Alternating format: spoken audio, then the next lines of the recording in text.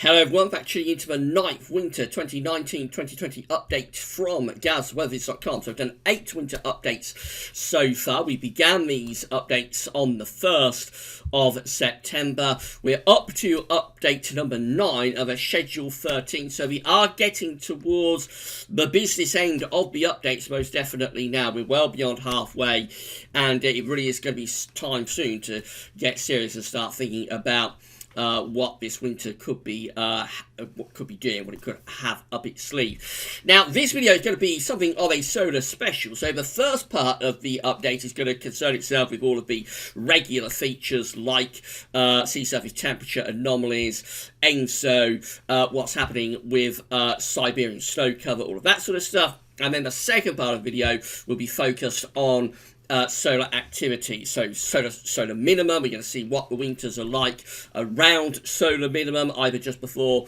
or just after. We're going to have a look at how Solar Cycle 24 is currently performing. So all of that will be coming up in the second part of the video. It's going to be an epic. We've got 57 tabs open for you. It will be an epic update, so sit back, relax, get a cup of tea, get a comfy chair and some snacks, because we're going to be here for a little time.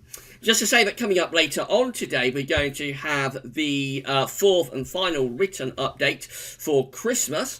So done 3 written updates Christmas so far. We've got the 4th one coming up for you around 3 o'clock this afternoon. There's going to be a live chat on YouTube talking about this 9th winter update. I'm going to be taking as many questions as I can on YouTube and seeing what you thought to this winter update. So if you want to know anything, want any question answered, if you want to know anything about this winter update, then please wait until we do the live chat between 5 and 6 o'clock this evening, and then you can ask your questions. Of course, you can post in the comments as well.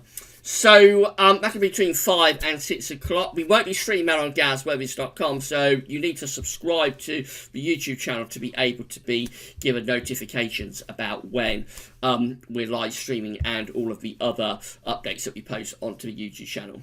Got to say a big thank you to James Acril, our analogues guru, and also keeper of the solar tracker. So all of the winter updates are a collaborative affair between myself, James, and our good friend Richard Trott. We very much collaborate on these winter updates, but this one in particular has been a real joint effort, and especially so from James. James has worked really, really hard to get all of the analogues and all of the Solar Cycle 24 data together for us. We've got a very impressive table that we're going to talk about, taking us all the way back to Solar Cycle number 1. That's all James's work.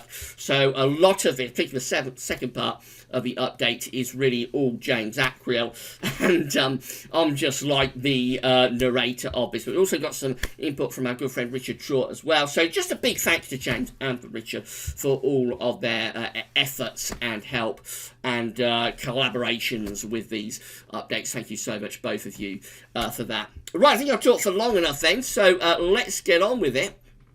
And we're going to begin this 9th Winter 2019-2020 update in the stratosphere over the North Pole. So this is from the JMA, and it's showing temperature at 10 HPA over North Pole currently, and the average. So the grey line here shows you that at the moment, at this point of the year, we're in a cooling phase of the year at 10 HPA in the stratosphere over North Pole. The temperature should be getting colder and colder through to the end of the year, going down to around minus 70. 10 HPA is kind of like the upper level of the atmosphere in the stratosphere. The black line shows that we have actually been colder than average throughout the season so far. So that's September just there. That's where we are right now. We're under the grey line.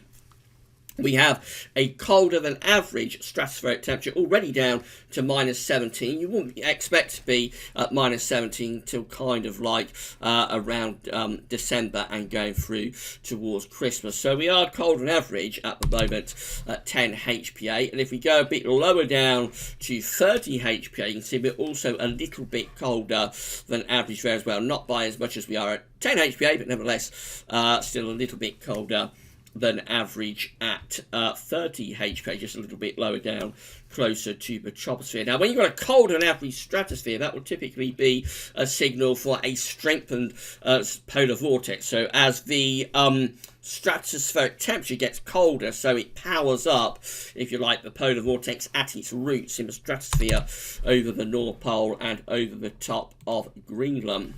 And we see this through zonal winds. So this is from weatheriscool.com. This is depicting the strength of the zonal wind at 10 HPA. Loads and loads of coloured lines. If you want to know what each and every one of those coloured lines represents, then do have a look at update number 1, the first update that was released on the first day of September. Went through all of these different coloured lines. I haven't got time to go through them right now, but what I can tell you is that the most important line really is the black line right in the middle of everything, because that is sort of a trend at for this point in the year. You've got the dates on the bottom, of course, in 2 monthly periods, so that's October just there, that's November, that's December, and that is January just there. We can't go beyond that into February yet. So at this point of the year, you would expect the zonal winds to be getting stronger as the stratospheric temperature, or the temperature in the stratosphere, is getting colder, so the zonal winds should be getting stronger, and this is a reflection of the polar vortex at its roots in the stratosphere over the North Pole and over the Arctic. Now, the current position of the stratospheric temperatures is just there, so we're around average. However, the green lines just here are the GFS ensembles, and you can see they are powering up the zonal winds in the next couple of weeks. So seemingly, we're going to have the zonal winds becoming really quite strong as we get through into the first week to 10 days of November. It looks like the zonal winds are really powering up. At the same time, the temperature at 10 HPA is becoming colder, and this would normally be an indication for a strengthening polar vortex. You would normally expect the westerlies to be strengthening and the polar vortex to be really powering up, where we see these cold stratospheric temperatures versus strengthened zonal winds. Now, these other coloured lines are the 4 CFS V2 members. So we've got 3 pink lines and 1 blue line. You'll see that through most of November and December, round here, we have, they are forecasting, the CFS V2 generally forecasting these zonal winds to stay around average, so not an especially strong zone of wind, but neither a particularly weak zone of wind either. We do have this one breakaway CFS run, this pink run just here, that is going for a sudden stratospheric warming and a reversal of the zone of wind sometime around the new year, sometime sort of end of December, early January. That one is forecast as sudden stratospheric warming and a dramatic reversal of the zonal winds. That's 0 just there. So when these lines drop below 0, zonal winds have gone into reverse, or are being forecast to go into reverse. So that one is going for a pretty big sudden stratospheric warming sometime around the end of the year, but otherwise not a great deal of signs of a sudden stratospheric warming before Christmas. This one is going close to a reversal just here. That's in the middle of January, and this one is doing it sort of late on in January. The blue line never really goes near a reversal, in fact just gets stronger as we go through into the new year and into January. A little bit inconclusive. You wouldn't say there's a strong signals at the moment for a sudden stratospheric warming within the CFS V2, but we shall keep monitoring that. But I think the main takeaway at the moment is that the temperature at 10 HPA is going colder, same time as the zonal winds are getting strong, becoming very strong, potentially in the next couple of weeks. So this is a signal for the polar vortex to be powering up potentially. However, this is quite interesting because this is the Arctic Oscillation Observed and Forecast chart from NOAA. So this is going lower than the stratospheric level. It's going into the troposphere over the Arctic. It's just an index that's reflecting the atmospheric state. It's not driving anything in its own terms. It just tells you what the atmosphere is doing.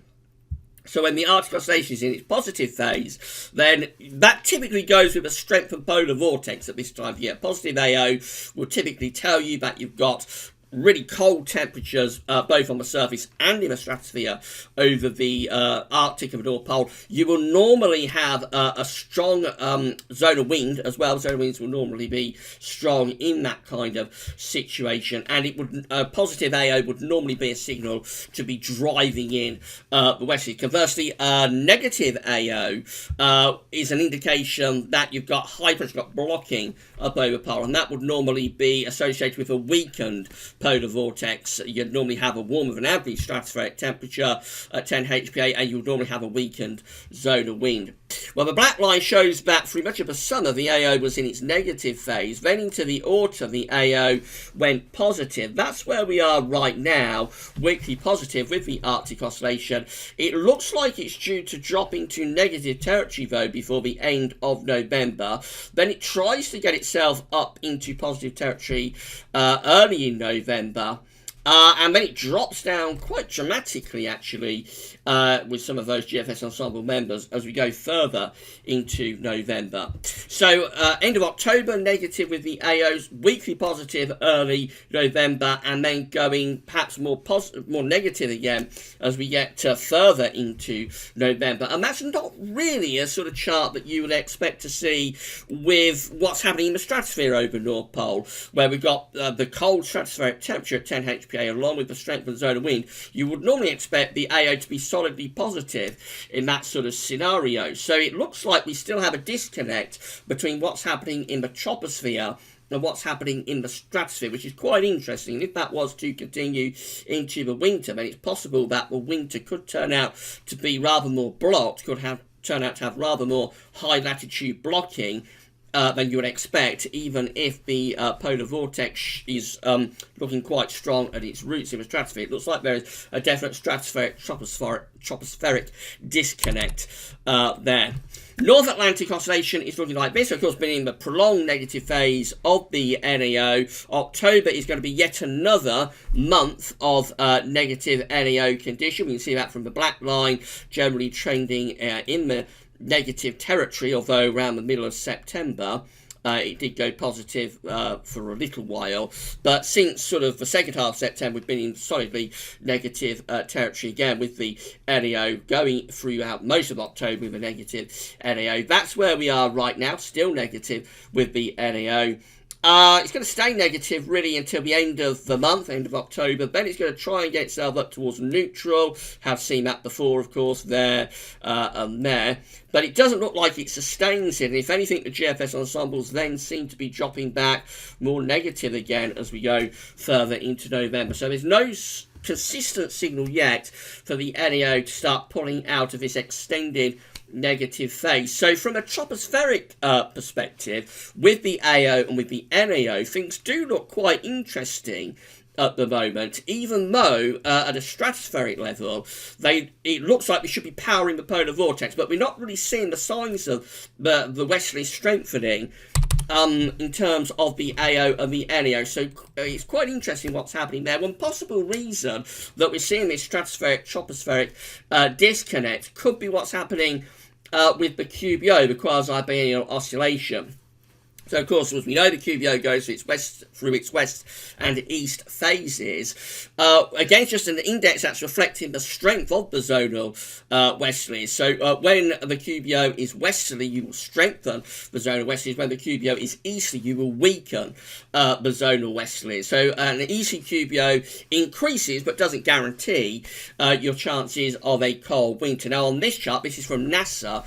On this chart, we've got the westerly QBO indicated by the brown sandy coloured areas, and the easterly QBOs are indicated by the green and blue coloured areas. So at the moment we're in the westerly QBO, but if we come up here, we've got the sort of levels of the atmosphere just here. So that's 10 HPA up in the stratosphere, but we've talked about this is down on the surface, of course. So this is kind of like the top level of the atmosphere in the stratosphere. We've got the blue and green area appearing there, and that is the easterly QBO descending through the levels of the atmosphere. Now, back in September, we did get a little bit of a stall of this easterly QBO descent through the atmosphere, but this is depicting each day's QBO's numbers, by the way. This is updated every day.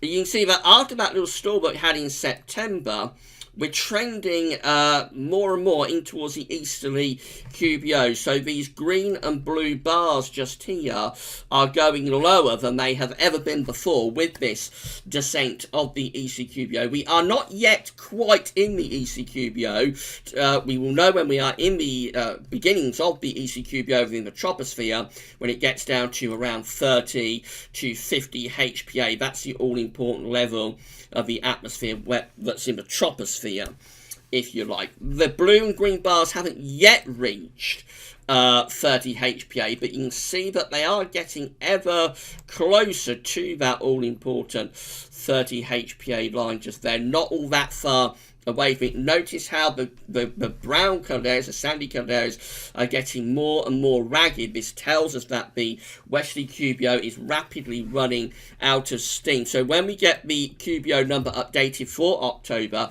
I think it will show a further decrease in the westerly QBO, a further movement, if you like, towards the easterly QBO, because the green and blue bars have definitely gone in the last couple of days, 2 or 3 days, definitely gone lower than they have ever been before with this descent into the ECQBO. So the ECQBO is coming, and that would tend to be associated with a weakened zonal westerly. So that possibly explains a little bit the disconnect that we're seeing at the moment between the troposphere and the stratosphere. I'm not sure if we'll have October's QBO number updated next week. That's going to be like the 2nd of November, so that's probably too early. It'll probably be the week after that we get the QBO number in for October. But it will be fascinating to see what it shows. I think it will show a further sort of decline in the westerly QBO and descent towards the easterly QBO. We shall see. Moving on to the oceans. These were the sea surface temperature anomalies last week on our 3 areas of interest, of course, when we did last week's 8th winter update. We've got the ENSO region just there through the equatorial Pacific Ocean. We've got the Northern Pacific over here, and then we've got the North Atlantic over there. So they are our interest areas. That's how the oceans were looking last week. We did the 8th winter update. This is the latest. So let's deal with the ENSO region first of all. This is up to the 24th of October, by the way. So let's deal with the ENSO region first of all. In ENSO neutral condition last week, definitely in the ENSO neutral sort of type conditions, and we see we are still in ENSO neutral condition this week. We have not seen either any further warming or cooling of the equatorial Pacific Ocean, so solidly in sort of ENSO neutral type conditions there. Going northwards into the Northern Pacific, again that situation last week.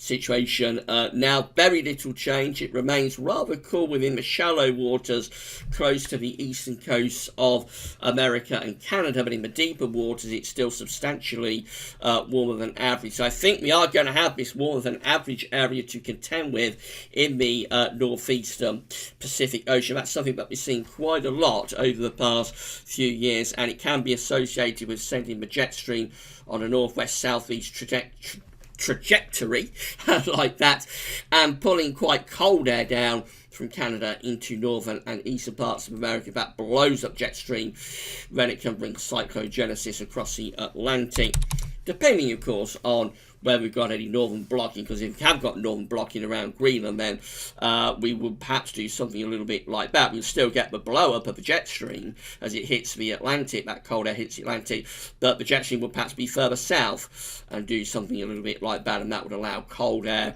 to come into northern parts of Europe and also into northern and eastern parts of America.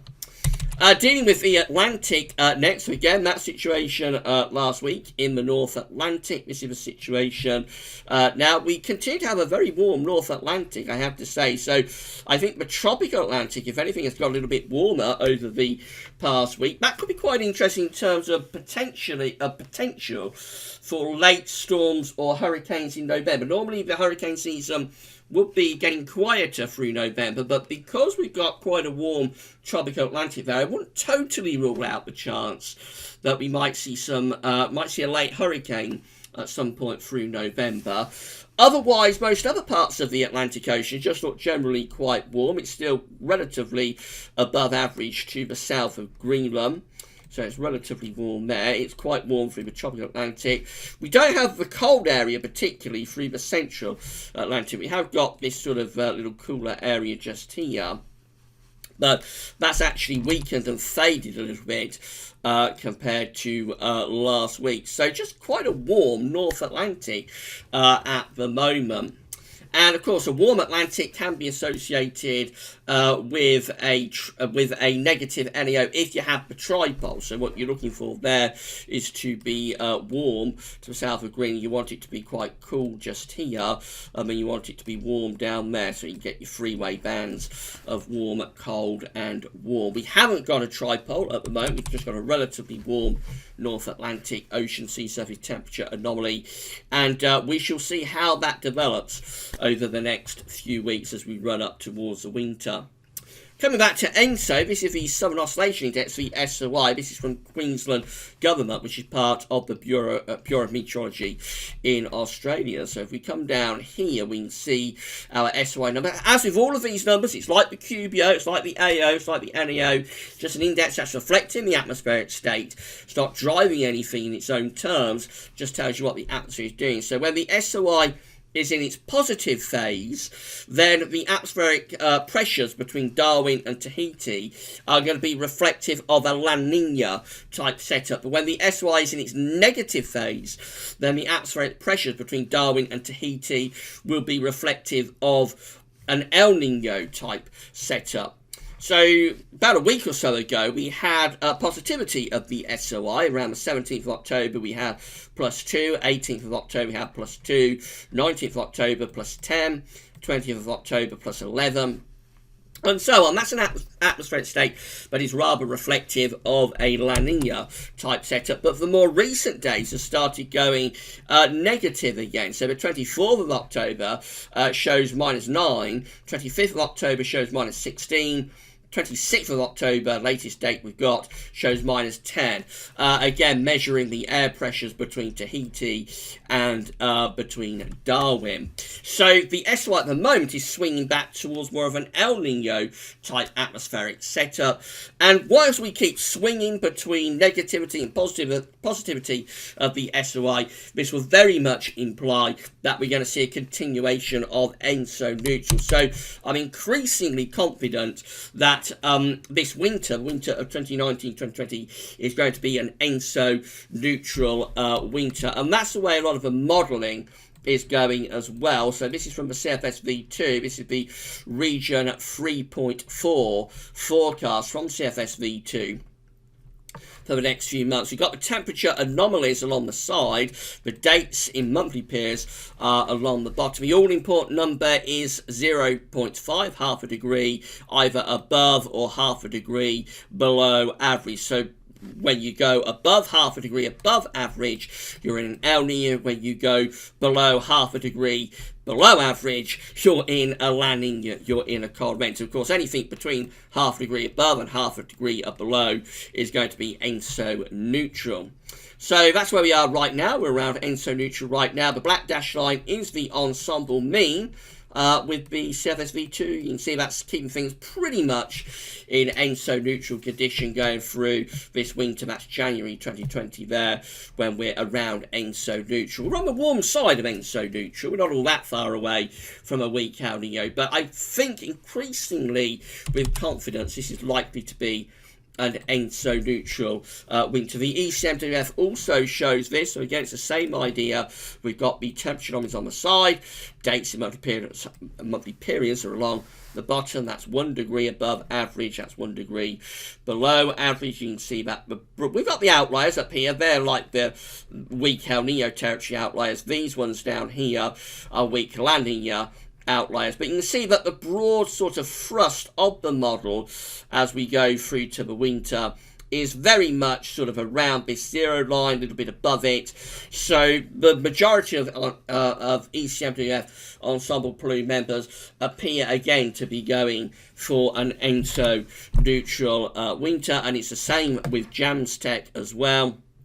Same idea, temperature anomalies on the bottom, along the side, dates are on the bottom. That's where we are right now, somewhere around ENSO neutral. That's the only port 0.5. You see the red dash line, which is the ensemble mean, that is sticking very much around ENSO neutral, neither in El Nino, but neither in La Nina too. So it looks like it's going to be an ENSO neutral winter, and that will be the focus, I would have thought, of the analogues when we come to look at those in terms of ENSO for this winter. I think we will be examining ENSO neutral winters, and that will probably be in one of the final updates in November.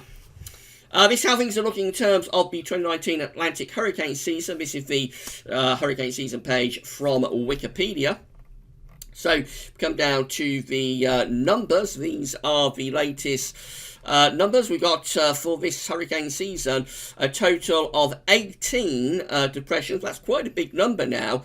16 total tropical storms. They are both up to, thanks to Olga and Pablo, over the past couple of days. We've had 5 hurricanes. I think that's unchanged from last week, and 3 major category 3 or above hurricanes. So it continues to be quite a strong season. This, we're actually saying on the Wikipedia page now, the 2019 Atlantic hurricane season is an ongoing event in the annual formation of tropical cyclones in the northern hemisphere. The season, this is new, I think. I don't think this was there last week. They say the season is also the 4th consecutive above average damaging seasons going back to 2016, although many of the storms were weak and short-lived. So this is, as we explained last week when we looked at the analogues in terms of above average hurricane seasons, this will be an above average hurricane season, both in terms of the overall numbers of storms and hurricanes, and also in terms of ACE accumulated cyclone energy. Of course, at the end of last week's 8th winter 2019-2020 update, we went through all of the analogues and we explored what that could mean in terms of this winter. Right, next thing to look at is Eurasian snow cover. So this is how things were looking last week when we did last week's 8th winter 2019-2020 update. So, of course, we've got 2 areas of interest with this. We have, 3, I suppose, really. We have Siberia just here. We have, like, Western Russia just here. And then we like to keep a focus on Scandinavia as well. So that's how things were looking last week when we did last week's 8th winter 2019-2020 update. A little bit of a stall had taken place in terms of Eurasian snow cover, Siberian, Russian snow cover, but we was doing quite well for Scandinavian snow cover. This is the latest big increase in snow cover has taken place across much of Siberia and into central parts of Russia. So we now have all of this area covered. Really, 1 or 2 patches of green still showing up, but essentially all of that area is covered, and the snow line has advanced through to there. So quite a big increase in snow cover over the past week. Scandinavia doing well for snow cover across northern parts of Scandinavia, a little bit less so down across southern parts of Scandinavia. So let's compare that, shall we, with the past few years. So have a look at 2018, that situation in terms of snow cover in 2018. This is the situation now. We're ahead, I think, both in terms of Russian, Siberian and Scandinavian snow cover. We're ahead of 2018 at this point. Let's move through then. That's 2017. So we are behind 2017, I think, for Russian snow cover, but perhaps a little bit ahead of it, perhaps just a little bit ahead of it in terms of Scandinavian snow cover. What do we think about that? I think we're a little bit ahead of Scandinavian snow cover. That is 2016, so we are well ahead of Scandinavian snow cover this year. I'm just going to get rid of that. So we are well ahead of, for Scandinavian snow cover this year compared to 2016. For Russian snow cover, probably very similar. I think quite similar for Russian snow cover, but ahead Scandinavian snow cover. That's 2015, so we're probably a little bit behind 2015 for Russian snow cover. And we're probably a little bit behind for Russian snow cover. But for Scandinavian snow cover, we are ahead this year of 2015. That's 2014, so we are behind 2014 for Russian and Siberian snow cover, definitely. Probably a little bit behind for Scandinavian snow cover as well. That's 2013, so again, I think we're behind 2013 for both Russian snow cover and also Scandinavian snow cover. That's 2012, so we are ahead of 2012 just for Russian snow cover, and probably a little bit ahead of it for Scandinavian snow cover as well. 2011, we are well ahead of that, both for Russian snow cover and also for Scandinavian snow cover as well. Well ahead of 2011. That's 2010. I think we're ahead of 2010, both for Russian and for Scandinavian snow cover. That's 2009. So for Scandinavian snow cover, we're probably a little bit behind 2009. For Russian snow cover, we're probably quite closely matched. That's 2008. We are well ahead of 2008 for both Russian and also for Scandinavian snow cover. That's 2007, ahead of 2007 for Russian and Scandinavian snow cover. That's 2006. So probably a little bit behind 2006 for both Russian and Scandinavian snow cover. That's 2005. What do we think about that? So for 2005, we're ahead, quite well ahead for Russian snow cover this year, but probably a little bit behind for Scandinavian snow cover. I do sometimes wonder whether it's Scandinavia we should focus on more than Russia, but of course we look at both, so there's no problem with doing that. That's 2004. What do we think about 2004? We're ahead of 2004 for Scandinavian snow cover, probably quite closely matched to it for Russian snow cover. 2003 is interesting. There's already descending snow into Europe at this point in 2003. That was been very, very cold across many eastern parts of Europe for the end of October. I can't remember much about that, but it must have been really, really cold, because it was a cold October, actually, 2003, even in the UK. So perhaps that explains it. So we're behind 2003 for both Russian snow cover and also for Scandinavian snow cover. That's 2002, behind 2002 as well for Scandinavian snow cover and also Russian snow cover. That's 2001. We're ahead of 2001 for Scandinavian snow cover, perhaps a little bit behind for Russian snow cover. That's 2000. We are well ahead of 2000 for both Scandinavian and for Russian snow cover. That's 1999, ahead again for both Scandinavian and Russian snow cover, ahead of 1999, and then the last year is 1998, also ahead of 1998 for both Russian and also for Scandinavian snow cover. Remember, the reason that we look at this is that if you have an early build-up of snow cover across Eurasia in October, it can feed back through feedback mechanisms to a strengthened Siberian high. So you will get a strengthened area of high pressure around here. And sometimes that high pressure can push in this direction and head into Scandinavia, set up a Scandinavian high then.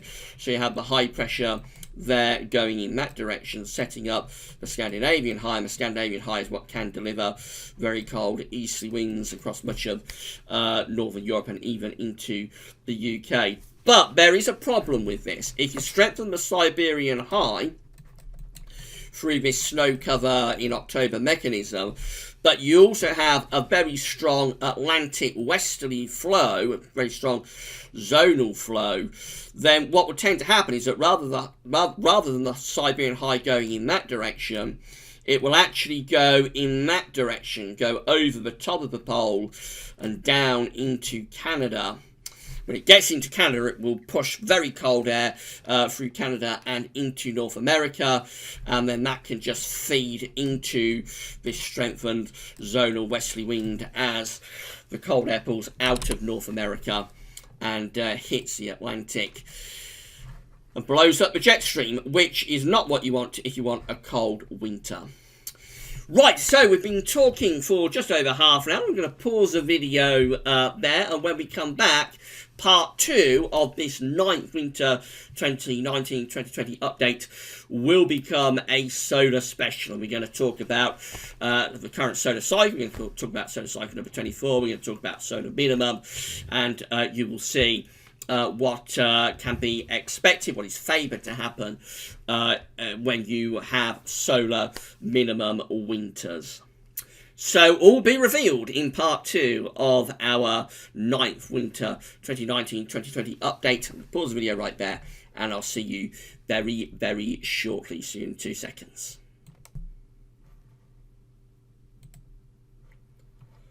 Okay, we're back, and we are ready to resume the 9th winter 2019-2020 update from GWV. And at this point, the video becomes something of a solar special. So the first part of the video talked about all of the things that we look at in terms of sea surface temperature anomalies, what's happening with Siberian snow cover and that kind of thing. Now we're going to go on and have a look at solar cycle number 24. I hope you're enjoying this 9th winter 2019-2020 update. Do let us know in the comments what you think about it, and of course we're going to have the live chat on the YouTube channel between 5 and 6 o'clock, so you can let me know then what you thought. Big thank you to Richard Trott for our gifts as well for this 9th winter 2019-2020 update.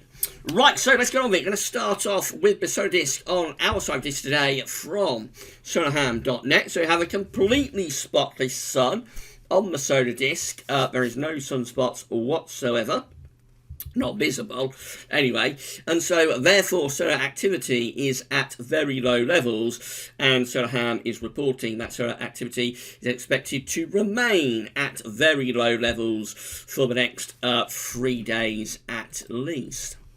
This is the GWV's 9th winter update solar special activity tracker, updated by our good friend James Ackrill up to the 27th of October. So again, we've been seeing this throughout these winter updates. Our trend lines, which are the thick green and thick red lines, are on the floor of the chart. You can see again, we've got the dates along the bottom, and just see how particularly this red line, but also the green line too, just flatlining away on the floor of the chart, showing that there is very, very little in terms of solar activity at the moment. The orange line is depicting each individual day's worth of sunspots. So we have the occasional day here and there where there's a sunspot appearing. But quite clearly a change took place back in May around here, which is around the middle of May. A change took place then because before that we had the orange lines regularly lifting up. So before the middle of May, most days had sunspots. So the days that had sunspots were outnumbering the days that didn't have sunspots. But since the middle of May, the days that don't have sunspots, the days when this orange line is just flatlining away along with the trend lines along the floor of the chart, the days that don't have sunspots are outnumbering the days that do. And so this tells us that it was in the middle of May that we dropped down into solar minimum, the solar cycle number 24. This is very, very likely, in fact it will be the solar minimum winter, I think, of solar cycle 24. Although sometimes it can encompass 2 winters. More about that in a moment. In terms of the solar flux, which is kind of like the noise that's coming off the sun, you can see that is also flatlining away now. Notice that back in the springtime, we had this pink line sort of spiking up quite regularly, telling us that there was quite a bit of solar flux back then, albeit at quite a weak level. But again, since around the middle of May, since we descended into solar minimum, we haven't really been hearing all that much noise from the sun. So again, in terms of solar flux, also it tells us that we have gone into solar minimum. We can expect this to last for several weeks, if not a few months. This is from my good friend Richard Trott. This is showing spotless days for yearly periods. So 2019, just here, is standing out with 223 days so far this year without any sunspots. That is 74.6% of the year that has not had any sunspots, or I suppose I should say 74.6% of the year that has been spotless, has been without sunspots. The current run of spotlessness is 24 days. 74% for this year compares to 2018 at 61% and 2017 at 28%. It's a very big number. It's one of the deepest solar minimums that we've seen by year for really quite a long time. This is showing solar cycle number 24, the current solar cycle from beginning to where we are right now. So we begin solar cycle 24, of course, back at the end of 2008. That's where solar cycle 24 begins. Very, very slow lift out to solar minimum from solar cycle 23 to 24. Really, really slow to lift out of it. It's not until we get, again, dates on box, it's not until we get till the end of 2010 and into 2011 that we start to get reasonably sort of appreciable levels of solar activity. The first solar maximum for this solar cycle occurs at the end of 2011, just there. Then there's quite a big dip in solar activity as we go into 2012. And then we get our second maximum, which is stronger than the first, occurring in the early part of 2014, and that is when true solar maximum of solar cycle 24 occurred. A very weak solar maximum, probably the weakest solar maximum for over a century. Since then, we've been trending downwards towards solar minimum. It's sort of a linear process, so you'll get a drop and then get an increase in activity.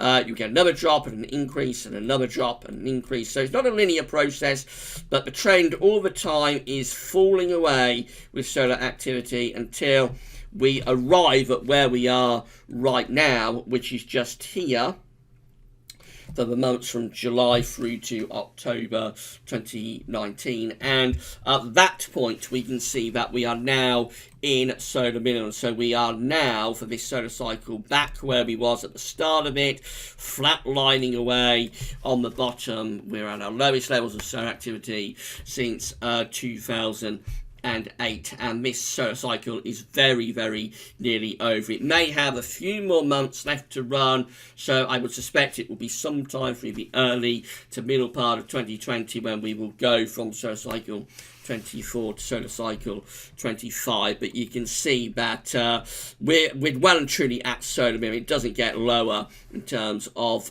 daily sunspot numbers than that. We're back where we was in 2008 at the very beginning of this solar cycle. This is comparing solar cycle number 24 to all solar cycles back to solar cycle number 1. So solar cycle number 1 is just there, of course. Solar cycle 24 is this red line just here. So that's where we are right now for solar cycle number 24. We are at the lowest of the low, really, for this solar cycle now. Notice how low we are compared to all other solar cycles, indicated by all the different coloured lines as we get to. You'll notice again how weak the solar maximum was as well down here with the solar maximum part of this solar cycle, whereas most of these solar maximums are up here, the majority of them are around there. Not the very weakest solar cycle that we've ever had. That's numbers 5 and number 6 for 2 Dalton minimum solar cycles, somewhere around solar cycles number 12, for example, and also number 14. And again, notice from the red line how slow he was to come out of solar minimum and move into solar maximum. Notice most of these coloured lines moving into solar maximum very, very quickly, whereas this one much slower to do it. But where we are right now is just there. And I mean, we're under so many of these coloured lines. We're virtually now at the weakest ever solar cycle for this point in the solar cycle, if you see what I mean. There isn't any line that is underneath this red line. So for this point in the solar cycle, heading into solar minimum, we are just about the weakest of all solar cycles at this point, all the way back to solar cycle number 1, which is quite interesting and quite extraordinary, and it will be fascinating to see how this develops as we move into solar cycle 25. Is this an indication perhaps that solar cycle number 25 is going to be even weaker than solar cycle 24 with an even more prolonged solar minimum? Could it be that that's what's going to happen? If it is, then we will be falling down with solar cycle number 25 in sort of Dalton minimum type levels of number 5 and number 6. So that's going to be really fascinating to see how that works out over the next few days. Got to start thinking about what this could all mean for the winter, though. So this is a table that James has created for us, taking us all the way back to solar cycle number 1. Now, I am going to show the reanalysis in a moment in terms of what we see with solar minimum winters going back to solar cycle number 10. So if I bring you down here, solar cycle number 10, that one reaches its solar minimum December 1855. So the solar minimum winter, solar cycle number 10, is 1855, 1856. Now that's the first year within reanalysis, so we can't go any further back than 1851. So anything before that, all the solar minimum winters before that, we can't show you them through reanalysis, unfortunately.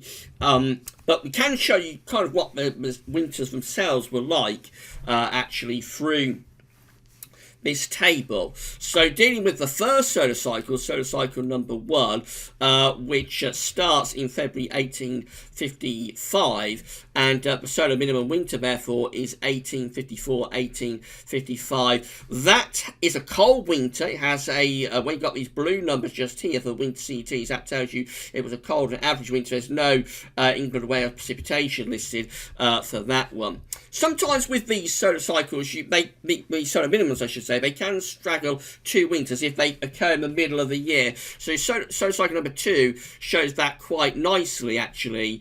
That solar minimum occurs in June 1766. So with that one, it's 2 solar minimum winters, if you like, 1765, 1766, and then 1766, 1767. The first one of those is a cold winter again. The second one is quite a cold winter, but not as cold as the first one. Then we've got the solar minimum solar cycle number 3 just here. That again encompassing 2 winters, 1774, 1775, and 1775, 1776. You'll notice that with these 2 winters, we have a very mild February in the first winter, but the second winter is a lot colder. So the overall winter CT just here for the first winter of that solar minimum is relatively mild, but the second winter is relatively cold. The first winter is also very wet winter, with England and Wales precipitation coming out at 240.3 millimetres. Not quite as wet for the second of those 2 winters. Solar cycle number 24 reaches its solar minimum in September 1784, and the winter therefore is 1784, 1785. That's a cold winter again, and quite a dry winter, that one. Solar cycle number 5 reaches its solar minimum in April 1798, and so the solar minimum winter for that one is 1797, 1798. That one is a milder winter, but also a wetter winter. Solar cycle number 6 is one that encompasses 2 winters, 1809, 1810, and 1810, 1811. Fairly cold winter for both of those, not dramatically so for the era, but if it happened now, if those CETs happen now, that would actually be quite a cold winter for this sort of modern era. The first winter is relatively dry, the second winter is quite wet. Solar cycle number 7 reaches its solar minimum again over two winters, 1822, 1823 and 1823, 1824. And this one quite cold with the first winter, but relatively dry for much of the first winter, although a very wet February, interestingly, does lift up the overall precipitation. The second winter is a relatively mild winter for solar minimum of number 7, and that one is relatively dry winter too. Number 8 reaches its solar minimum in November 1833, so the solar minimum winter is 1832, 1833. And so I've got that a little bit wrong, haven't I? I'm talking about the start month. No, that's right. Yeah, that's okay. I think I've got that correct. So the winter with this is below average for 1832, 1833.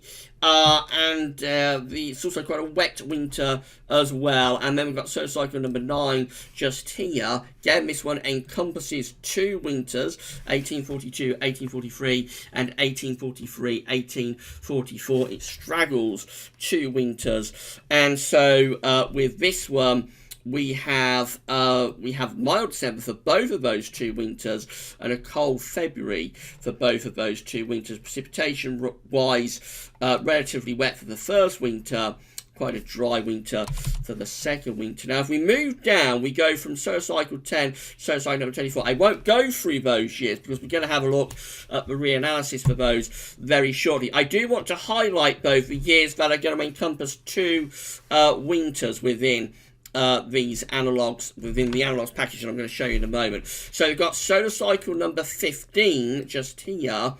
The solar minimum for solar minimum winters, I should say, is 1912, 1913, and 1913, 1914, as the solar cycle sort of reaches its minimum and starts in July 1913. The same is true for the next one, solar cycle 16. This encompasses 2 winters again, because solar minimum occurs in the middle of 1923, in August 1923. So again, this encompasses 2 solar minimum winters, 1922, 1923, and 1923, 1924. The next one again encompasses 2 winters. It's solar cycle 17, starting. So solar minimum and the start of the next solar cycle occurs in September 1933. Therefore, it encompasses 1932, 1933, and 1933, 1934. And then 2 more for solar cycles 22 and 23, encompassing the winter of 1985, 1986, and 1986, 1987. And then 1995, 1996, and 1996, 1997. The last solar minimum winter was solar cycle number 24, not solar cycle number 23 to solar cycle number 24, see what I mean? And that one encompasses 2008, 2009, quite straightforward. So that's what we're going to be looking at in terms of reanalysis in a moment. I'm just going to pause the video there. And when we return, we will go through those solar minimum winters. So I'll pause the video there, and I'll see you back very, very shortly. And you will see through our analogues what could happen when you are at solar minimum. So see you around 2 seconds' time. Okay, we're back.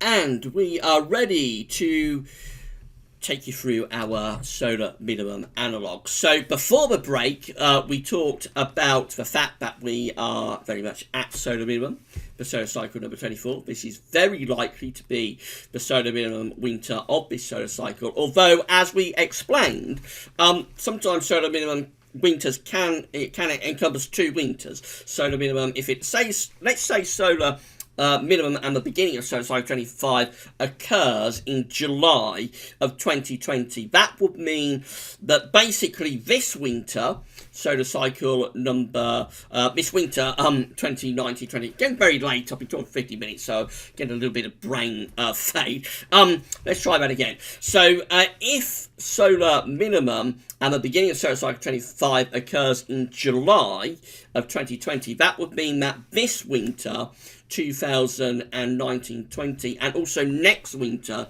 2020-21, they would both kind of like be solar minimum winters, really, although of course next winter would be the first winter of the new solar cycle. So it can get a little bit complicated in figuring out exactly which winters are the true solar minimum winters, unless solar minimum occurs close to the winter, and that's the case for the last solar minimum, of course, from solar cycle 23 to 24, which happened in December of 2008. That one is nice and straightforward. Anyway, let's talk you through our analogues then for this third and final part of the 9th Winter 2019-2020 update. Hope you've been enjoying this video. Please give us a like, and of course let us know in the comments that you have enjoyed it.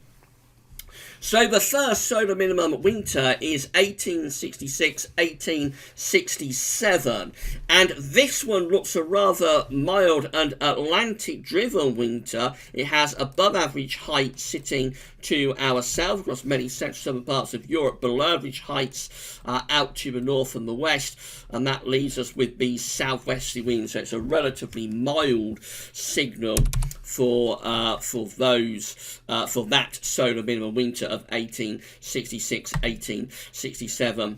The next solar minimum winter is 1878-1879, and this one is a much colder winter with a really strong blocking area of high pressure up towards Greenland and Iceland, and a deep trough of low pressure over the UK and most of northern and western Europe, and that pulls in those bitterly cold northeasterly winds. That's a very cold winter for 1878-1879, a severe winter in what was a very cold year as well for 1879. The next solar minimum winter is 1889-1890. This one has below average heights out to the west of us and above average heights over to our east. And with this, we're bringing in the wind from an easterly direction. It's quite a coldish winter, I think, 1889-1890. That's the solar minimum winter, solar cycle number 12, of course. The next solar minimum winter is 1901-1902. And this one is a very unsettled winter. It does have a strong blocking signal actually up towards Greenland. But the way it all lines up with the low pressure coming in off the Atlantic into northern and western Europe means that it's actually a relatively mild winter, I think, 1901, 1902. I don't think there's all that much cold going on.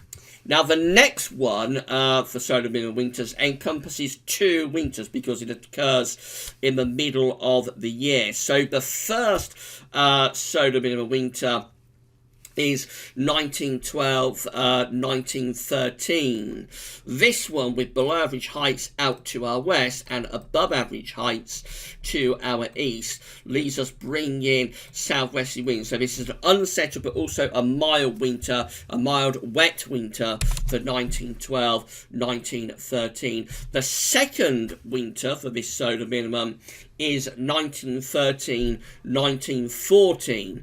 And with this one, again, it's a rather unsettled signal below average heights over to the west of the country. So it's just a rather mild and unsettled winter again in 1913-1914. And the next one also encompasses 2 winters. So we have the first winter being 1922-1923. This one also looks mild and unsettled with below average heights coming in from off the Atlantic, bringing in westerly winds and keeping us quite mild. And then the second winter of this solar minimum is 1923-1924, and this one looks like it should be a rather colder winter with above average heights out to our north and west, and below average heights to our south and southeast. Actually, I think this is a relatively mild winter for 1923-1924 for the UK, but for central and western parts of Europe, I think it's actually quite a cold winter. So places like Germany, France, the Low Countries, Belgium, Holland, where we do have quite a lot of people watching, that's actually really quite a cold winter, I think, 1923, 1924. But for us in the UK, we just don't really pull in all that much cold weather with that particular winter. The next one, also free on the trot, sort of encompassing two winters. So this is the first solar minimum winter for this solar cycle. It's 1932-1933. This one has above average heights to our east and northeast, below average heights to our south. It's a very dry winter, also quite a cold winter as well, really. We do pull in a fair amount of cold weather from the east at times. And then the second solar minimum winter is 1933-1934. And this one is, again, it's an anticyclonic signal. There was a prolonged dry spell through the first half of the 1930s, encompassing hot summers, also dry winters, so in some ways similar to the mid-1970s, I suppose. And with this one, anyway, again, quite a coldish winter for 1933-1934. It has a particularly cold and frosty December, although not all that much in the way of snow in December 1933. Nice straightforward one, then. Just one solar minimum winter for 1943-1944. This one is a relatively quiet winter with above average heights out to our west, bringing in winds westerly direction. That's a rather milder 1940s winter. There's a lot of cold winds in the 1940s, but that's a rather milder one. 1953-1954 is our next winter, and with this one, it's a cold second half to the winter. So it has high pressure up over Scandinavia and ridging through the UK into Western Europe, and that does leave us bringing in these cold east winds. Bear in mind with this one, it's mild in December, but then gets colder later, so it has a cold February in 1954 in particular. Another nice straightforward one is 1964-1965. This is the solar minimum winter for 1964-1965. This is quite a cold winter with above average heights out to the north and west, below average heights to our south and southeast. Of course, there were a lot of cold winters in the 1960s, so this is overshadowed by several of them. It's not as cold as a lot of the winters were in the 1960s, but it's pretty cold in its own terms, especially again later. February and March 1965 had quite a lot of cold weather within them, I think.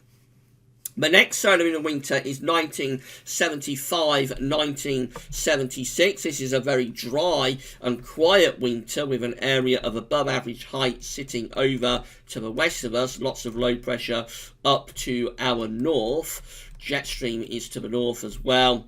Just a continuation of the drought that begins at the end of 1974 and doesn't break until the autumn of 1976. That's a dry and mild winter.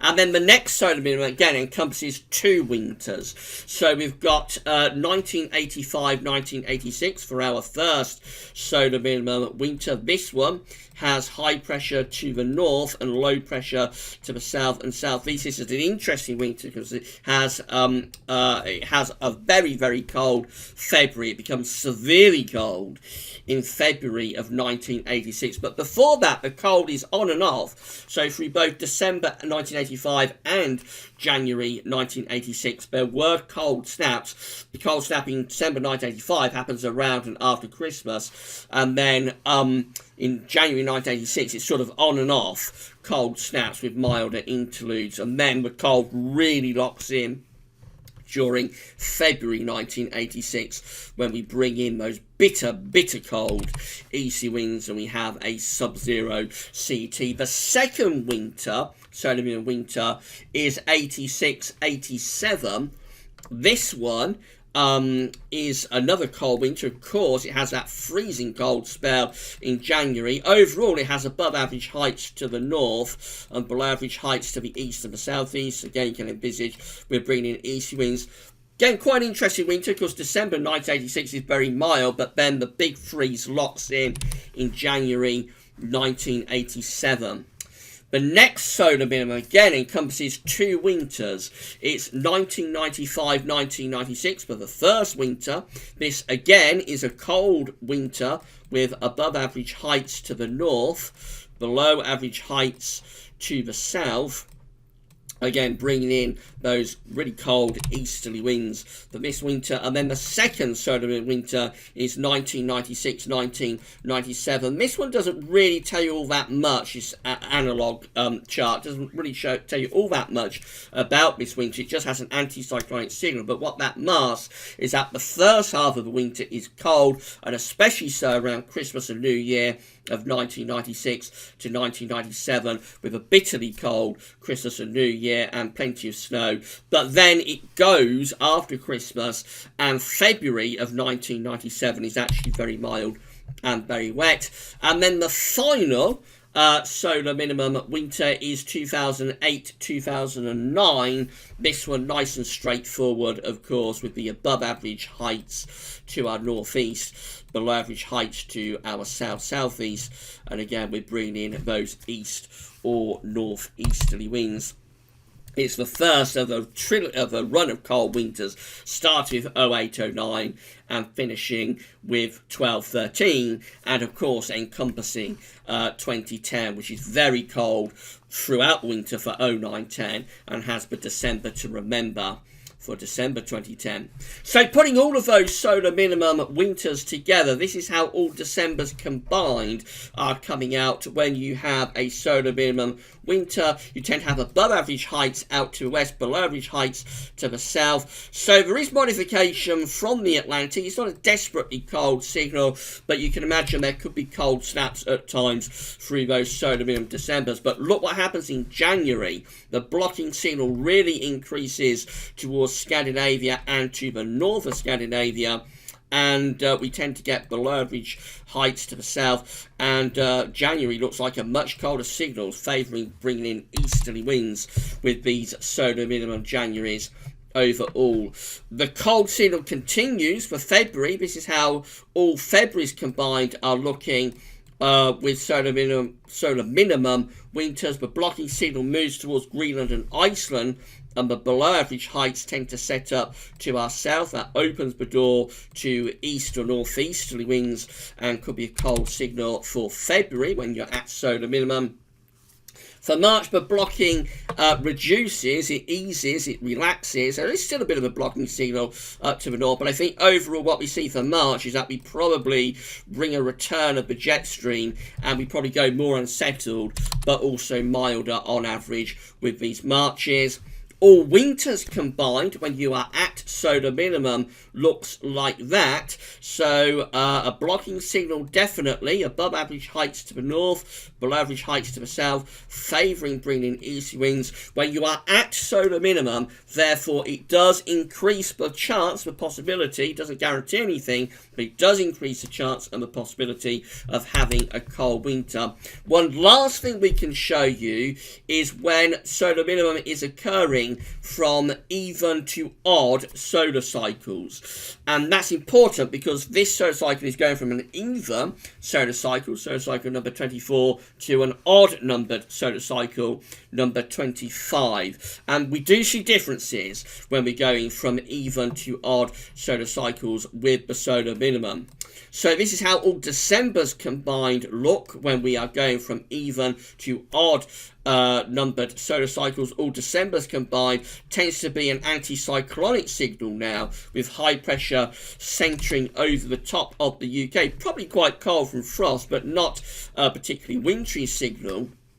All Januaries combined still look very interesting. High pressure towards Scandinavia, low pressure to the west and south of that ridge, still favouring bringing in easterly winds. So even when we're going from even to odd numbered solar cycles, the Januaries can very much indicate the chance of a cold and wintry month. February nowhere near as good though when you're going from an even to odd numbered solar cycle from a cold perspective. This time you see the above average heights just centering across central parts of Europe, below average heights for the jet stream up to the north. That's probably quite a mild and dry signal for those Februaries. And then March looks like that, so a little bit of a blocking signal, but not enough really to bring much in the way of cold weather for March. It just looks very unsettled, quite wet, and probably quite mud. It makes quite a big difference, you'll see, when you are going from an even to an odd numbered solar cycle compared to just looking at overall solar cycles, both even and odd solar minimums. Finally, this is how all winters combined are looking when you are having a solar minimum winter going from an even to an odd numbered solar cycle. Yes, it does have a signal for a Scandinavian high and just generally quite a dry signal for these winters. It really is January though that is the focus for the chance of bringing in those easterly winds. All the other months generally look rather on the milder side when you are at solar minimum, but going from an even to an odd numbered solar cycle. And of course, that's what we're going to be doing for this solar minimum. We're going to be going from solar cycle 24 to solar cycle number 25. However, even there, we do see really quite a cold signal for January. And that's it for the 9th Winter 2019-2020 update. So all that remains is for me to give a little plug to Patreon and PayPal. So if you have enjoyed this 9th Winter 2019-2020 update, please can you consider becoming a patron for GWV. This is the GWV Patreon page. If you'd like to become a patron for GWV and give an ongoing monthly donation to GWV, we've got 66 patrons so far, so hello. And a big thank you to all of you. We very much hope that you're enjoying the content at the moment. If you would like to become a patron for GWV, you just need to come to GWV's Patreon page, sign up for a Patreon account, and then give an ongoing monthly donation to GWV. Alternatively, you can become a donor through PayPal. This is GWV's PayPal page. You just come here, sign into your PayPal account, and then you can send a donation to GWV, however much you would like. Whether you do it through PayPal or Patreon, you're going to get a mention in videos as long as you want one.